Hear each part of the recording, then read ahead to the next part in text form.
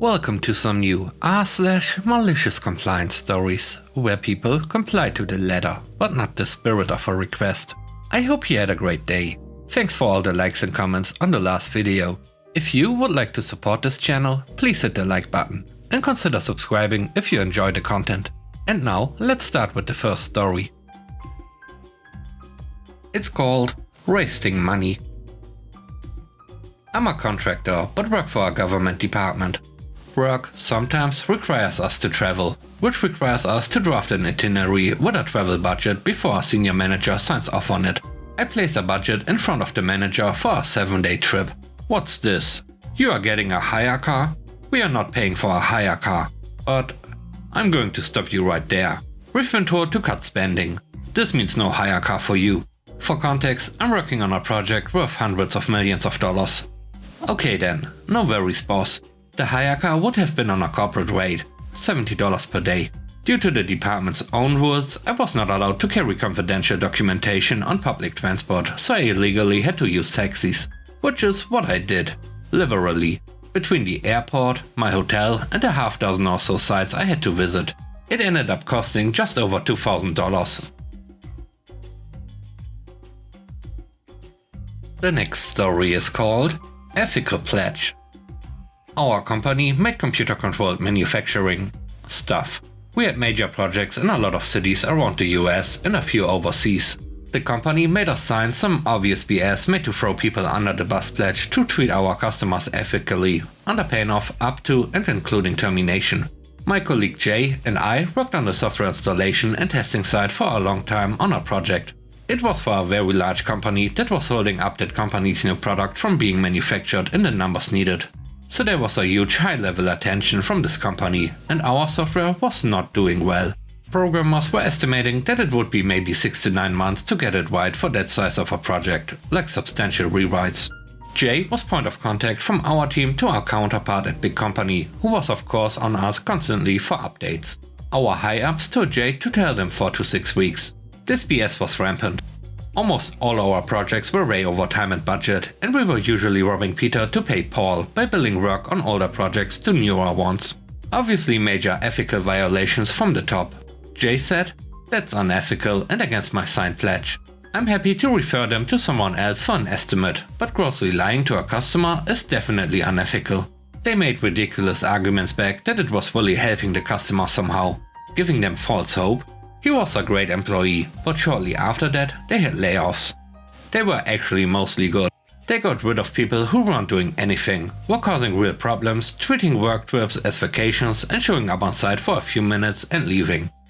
But the one person that was let go that shouldn't have been was Jay. The third story is called Complainers. Recently I started getting complaints about the paper round I work on. I work a paper round for extra income, since I'm not 16 yet and legally in the UK cannot get a proper job. I've done it for 2 years. Lately though, about 2 months or so, I got a new house on the round and they've been nothing but a pain. Not only is it out of the way of my round, so pretty much a hassle to get to, but they also have to be very rude too. Lately, my boss has been forgetting to put magazines into the papers and they've constantly been complaining, resulting in me getting reprimanded.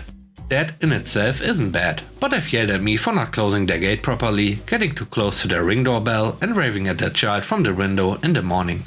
All small things that led to this malicious compliance. 5 weeks ago, they were still complaining about getting no magazine, despite me making sure before I delivered that it went through and I was getting tired. The next time I delivered their papers, I knocked. Bear in mind, I have to get these papers delivered quickly, so it was 6 AM at this point. I knocked and knocked until the wife of the grumpy guy opened the door, half asleep and looking agitated. She coughed slightly and in a typical Karen voice she goes, "What the heck do you want?" I look at her with a fake stun, as if I don't know what I'm doing, and told her, "I'm just delivering the magazine like you asked." At this moment she knew she couldn't complain because her ring doorbell caught it all and I had physically handed it to her this time, undeniable proof. For the next upcoming weeks I knocked until they answered the door, making sure to knock extra loud. This morning however, the husband answered the door and he looked defeated. He flat out looked at me and apologized, in his words at least. "We get it, we are sorry about the complaints. Please stop knocking so early and just get the paper through the door." After that long round, nothing felt more satisfactory than the sweet taste of malicious compliance. I may be underpaid, but it was all worth it to see that face. The next story is called Can't Leave It Alone. This happened many years ago, when I was a teenager, less than 1 year into my retail job, where I did recovery. This basically means tidying your allocated department so it was neat and presentable for the following day. There was a rule that if you found a spillage on the floor, you had to have one person stay and guard the spill, so no customer would come along and slip in it, and one person to go and get the cleaning supplies cart to clean it up. Or if it wasn't in its place and you couldn't find it, then at least one of those yellow "Caution, slippery floor" signs to put there. On the day of this malicious compliance, I was working in the household cleaning section, which was right in the back corner of the store. About halfway into my 3-hour shift, I walked into an aisle and discovered a bottle of dishwashing liquid had been knocked off the shelf and had pretty much exploded. This left a pale yellow sheen of liquid that covered almost the whole middle of the aisle. I thought about the rule for a moment. I realized that because of where my department was, I would be waiting a long time for another staff member to even realize there was a spill, let alone help. And that it was unlikely customers would go down that aisle in the next few minutes anyway. So I walked out of the aisle and went to go find the cleaning staff, but only got a few meters away from the spill when I bumped into the store manager, who we will call Ray. "How are you going with your department?" "Good, but there's a spill in the dishwashing aisle, so I'm just going to get the cleaning cart." "Who's standing watch over it?" "No one. The other staff don't really come up here, so I was going to quickly go and..." "No, you don't leave spills unattended. What if a customer comes along and trips in it? Go back and stay there, and make sure any customers who go down that aisle are aware of it." "Okay, in that case, can you please get me the cleaning trolley so I can clean it up?" "No, I need to go to our meeting upstairs." "Just wait for another staff member to come past and ask them to go and get it for you. In the meantime, don't leave the spill unattended." But I was trying to say that because of how out of the way my department was, it was unlikely another staff member would come past, but he'd walked off before I finished talking. About 20 minutes before the recovery shift ended, when Ray had gone home for the day and the store had closed, the night manager Lucy was doing her rounds. When she got to the dishwashing aisle, she stopped. "Why are you standing there? You haven't finished more than half of your department. There's a spill. Well, why don't you clean it up?" I tried, but Ray told me off. I explained to her what had happened, and she rolled her eyes and told me to go and get the cleaning cart so she could clean it up after she let all the recovery staff go home. After that, they brought in a new rule. If you had a spill and there was no staff around, you were allowed to leave either a shopping basket over it or create a makeshift barrier around it with stock, so that you could go and get the cleaning supplies yourself. The last story is called DMV Compliance. Several years back, it was a rainy, depressingly slow day. I think it was close to the holidays, when everyone was busy at the mall. I stepped into my local DMV office about 15 minutes before closing. There were only a few guests mulling about in a far corner by the testing area, waiting for test results or maybe a photo. I was the lone person waiting for assistance, as there was absolutely no one waiting to be called. So I walked over to the long counter, caught some state employee's eye and indicated I needed help. She came up and asked if I had a number. "A number?" I said as I looked around an empty lobby. She said, "Well, everyone has to have a number," and pointed off in the distance back to the entrance towards an antique or clanking number printer. So I made the long walk back and waited for it to chuck and grind and spit out a ticket.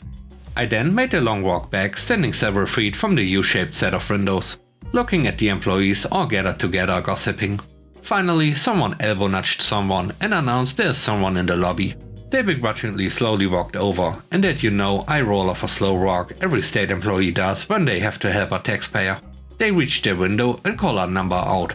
I'm holding my number between my two hands, like I've just heard a winning lottery number being announced. With a big smile on my face and a pure look of glee, I look down and see that is not my number. I give a big disheartened scowl and shake my head. No. She clicks the button and calls out a new number. I get really excited again, my face lighting up, ticket waist up in front of my face. But alas, this too isn't my number. So my face sinks and I look left and right, even looking over my shoulder as if to see and congratulate who actually had gotten called. This went on for 3, 4, 5 numbers. This sad government bureaucratic game they insisted must be played continued. Finally, she got all exasperated, loudly saying to me, You are the only one. Get up here. I responded without taking a step, but you insisted I must have her number. I swear, she almost threw her stapler at me. And with that, we end today's video. Let me know what you think about the stories. On a scale of 1 to 10, how would you rate the stories and today's video? I hope you enjoyed the video. If you like what I do and want to support me, please subscribe and hit the like button. I hope you have a great day. Stay safe. Bye bye.